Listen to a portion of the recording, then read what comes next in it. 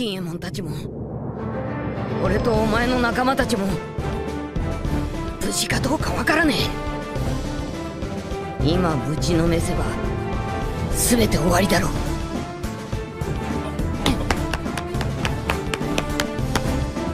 カイドウ、こっちだー！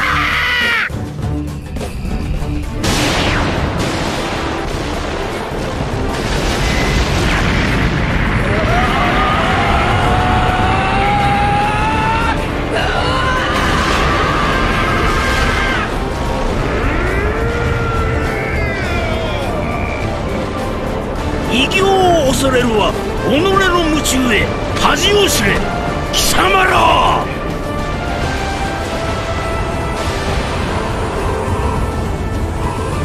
お前はルフィ、海賊王になる男だ。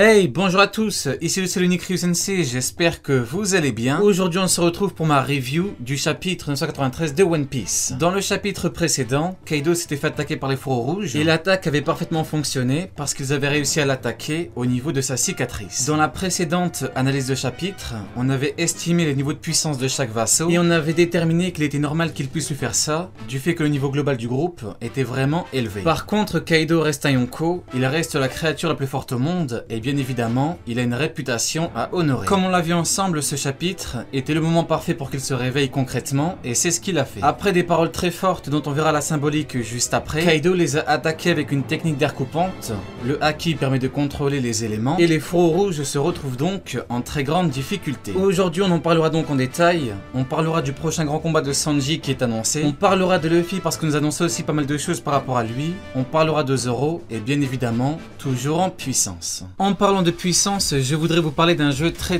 puissant. War Robot, qui est un jeu de tir tactique PVP à 6 contre 6 en temps réel. Dans War Robot, on ne joue pas seulement des robots sans âme, parce que nous sommes des pilotes qui contrôlons ces puissantes machines. Dans War Robot, il y a beaucoup de robots, tous plus puissants et intéressants les uns que les autres. Certains sont gigantesques et forts, d'autres sont plus petits et fluides, tout ça. Il y a plusieurs robots et plusieurs modes de jeu et tactiques. On peut les personnaliser, améliorer leur skin, tout ça.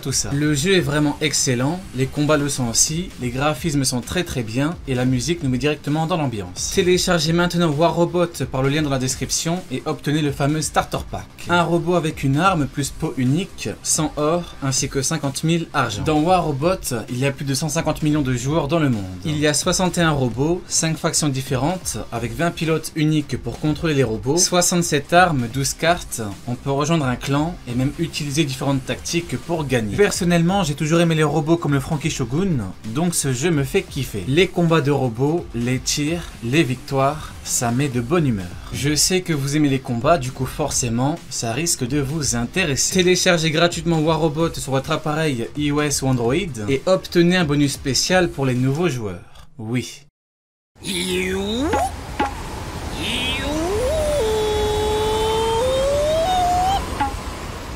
Ce que l'on peut noter dès le début, c'est le contraste entre la festivité de Wano et le carnage d'Onigashima. Je vais encore devoir le dire, mais c'est exactement comme Pré-Ellipse avec Water 7 et Enies Lobby. Sur Water 7, ça allait plutôt bien, alors que sur Enies Lobby, tout le monde a combattu. Ici, c'est pareil parce que sur Wano Kuni, ça va plutôt bien, alors que sur Onigashima, tout le monde combat. D'ailleurs, autre parallèle assez flagrant, Kokoro et sa petite fille, Tenguyama et Otama. Ce sont des personnages qui ont accompagné Luffy. Kokoro avait indiqué le chemin à Luffy, Tenguyama a indiqué le chemin à Luffy, tout ça.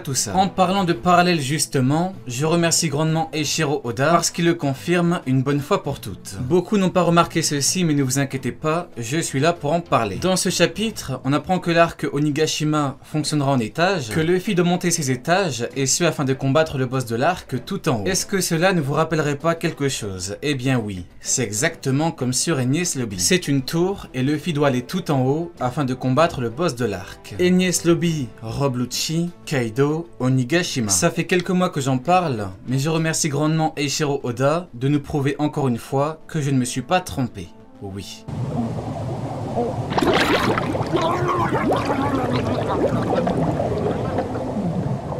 En parlant de ça, c'est le même fonctionnement que sur Enies Lobby, et ceci est dit très explicitement. Les Mugiwara font tout pour que leur capitaine ne s'épuise pas, et ce jusqu'à son combat final. Ici, bien sûr, on peut se demander pourquoi, et la réponse est simple. Parce que Luffy est le seul qui soit capable de venir à bout du boss de l'arc. Avec le Duriki, on a pu voir que Rob Lucci était 2 fois plus puissant que Kaku et Jabura, et Zoro et Sanji ont tous deux galéré pour décrocher leurs victoires respectives. Ici, c'est pareil. C'est Luffy qui va combattre Kaido, parce que c'est Luffy qui doit combattre Kaido. Ce n'est même pas que c'est le plus apte, c'est juste qu'il n'y a que lui qui puisse le battre de par son potentiel évolutif. Maintenant par rapport aux étages, ce qui est assez intéressant c'est qu'il reste 6 étages avant que Luffy ne se retrouve face à Kaido. Ici c'est simple, à chaque étage Luffy se retrouvera face à un puissant adversaire et à chaque fois c'est un de ses Nakama qui affrontera cet adversaire. Si vous avez regardé ma vidéo sur les combats de Nigashima, vous savez forcément à quoi est-ce que cela correspond. C'est très simple, les plus puissants Mugiwara combattront les plus puissants Tobiropo, Sanji combattra Queen et Zoro combattra King. Comme on l'a vu ensemble, les Mugiwara devront combattre les Tobiropo parce que tout est calculé pour que cela se passe comme ça. Les Tobiropo sont 6, cependant comme prévu, X-Drake a fini par trahir le groupe. Je dis comme prévu parce que dès que j'ai pris connaissance du One Piece Buy avec le père de X-Drake, je me suis dit qu'il était impossible qu'il finisse par réellement travailler avec lui. Ça fait partie des choses qui devaient forcément se passer. Les Tobiropo se retrouvent donc au nombre de 5, par conséquent, il faut que 5 Mugiwara combattent individuellement les Tobiropo. Le truc c'est que là, on n'a que 6 étages et en plus de ça, on doit ajouter King et Queen. Du coup, je pense que plusieurs options s'offrent à nous. Soit chaque étage déterminera réellement le classement par puissance des différents membres des deux équipages, soit dans certains étages, il y aura 2 Tobiropo contre 2 Mugiwara. Dans les deux cas, on peut avoir une classification par puissance, mais tout dépend de ce que l'auteur veut faire par rapport à ça.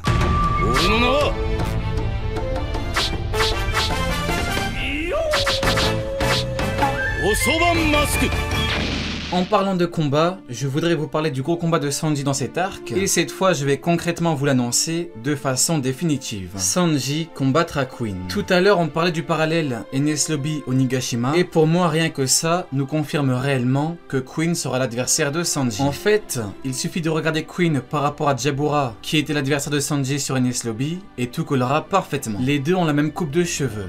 Ils ont la même moustache, ils ont les mêmes lunettes, ce sont tous les deux des personnages dont le côté humoristique est très prononcé, ils ont tous les deux une grosse cicatrice, et ils aiment beaucoup les femmes. Maintenant si on passe à Sanji et Queen, ils sont blonds, ils aiment beaucoup les femmes, ils fument tous les deux, et tous les deux sont des deuxièmes commandants. Absolument tout nous dit que Sanji combattra Queen, et moi je vous l'affirme, Sanji combattra Queen.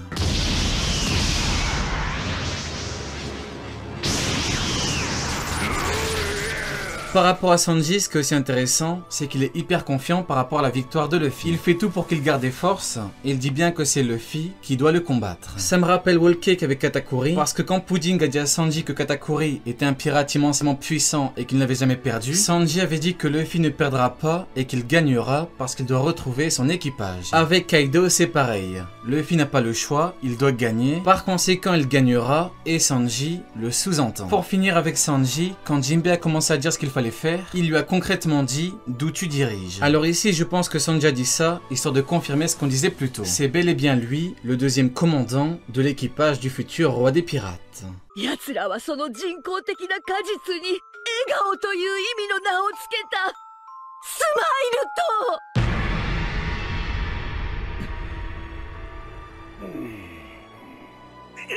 Dans ce chapitre, Sanji affirme quelque chose d'important par rapport à l'équipage de Kaido. Les Smiles sont vraiment très puissants. En fait, on pourrait l'oublier, mais les Smiles de l'équipage de Kaido sont de puissants combattants et pas seulement de simples pirates, de même puissance qu'un marine non gradé. Les Smiles, c'est concrètement pour remplacer les Zoans normaux qui sont rares, et Sanji nous confirme bien qu'ils sont très puissants et qu'il ne faut surtout pas les sous-estimer.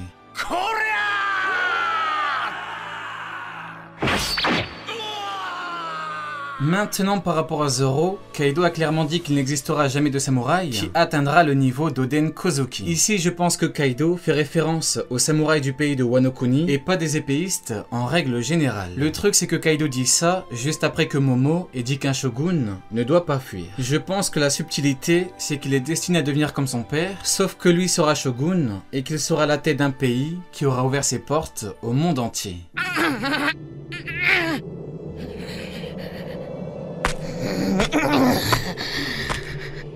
Kaido!